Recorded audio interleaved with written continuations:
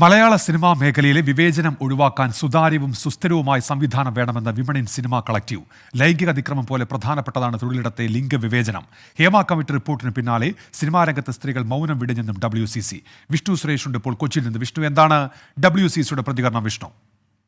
ഉന്മേഷ മാറ്റങ്ങൾ അനിവാര്യമാണ്, നമുക്കൊന്നിച്ച് പടുത്തുയർത്താം എന്ന തലക്കെട്ടിലാണ് WCC ഈ ഫേസ്ബുക്ക് പോസ്റ്റ് പങ്കുവച്ചിരിക്കുന്നത്. പ്രത്യേകിച്ച് ഹേമ കമ്മിറ്റി റിപ്പോർട്ടിന്റെ പശ്ചാത്തലത്തിൽ സിനിമയിലെ സ്ത്രീകൾ തങ്ങൾക്ക് നേരിട്ട ദുരനുഭവങ്ങളെല്ലാം തുറന്നു പറഞ്ഞിരുന്നു.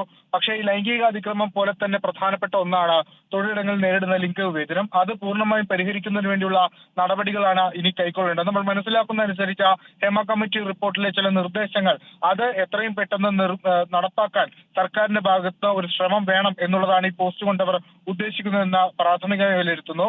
അതോടൊപ്പം സംഘടനകളും സർക്കാരും ഈ വിഷയത്തിൽ ഒന്നിച്ചു നിൽക്കണം, ഒന്നിച്ച് അവർക്കെല്ലാം പിന്തുണ നൽകി WCC ഉണ്ടാകും എന്നീ പോസ്റ്റുകൾ വ്യക്തമാക്കുകയും ചെയ്യുന്നുണ്ട്. ഉന്മേഷ്. വിഷ്ണു സുരേഷാണ് കൊച്ചിയിൽ നിന്ന് വിവരങ്ങൾ നൽകിയത്.